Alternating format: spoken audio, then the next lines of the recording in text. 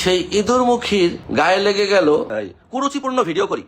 আমি যদি কুরুচিপূর্ণ ভিডিও করি তুই ভিডিও দেখাস কেন? আর আমি বেটা মানুষ, আমি কুরুচিপূর্ণ ভিডিও করলে আমার ফেসবুক কন্টেন্ট। এভাবেই বারিশা হককে নিয়ে কড়া সমালোচনা করেন দিঘির মামা ভিক্টর। তবে একটা সময় বারিশা হক, দিঘির মামা এবং দিঘির মধ্যে গলায় গলায় খাতিল ছিল।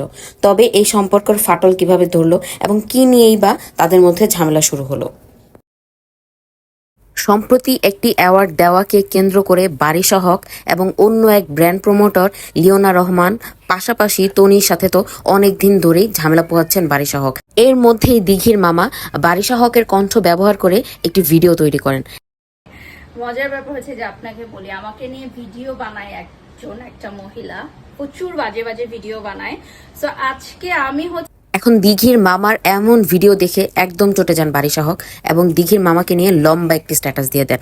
ওই স্ট্যাটাসে বারিশা হক বলেন, দিঘির মামা আমাদের সবার কাছেই সম্মানের এবং আমরা সবাই ওনার কাছে স্নেহের। তবে দিঘির মামা কয়েকদিন ধরেই দেখছি কুরুচিপূর্ণ ভিডিও তৈরি করছেন মিডিয়া ইন্ডাস্ট্রির অনেককে নিয়ে, যেটা আসলেই দৃষ্টিকটু।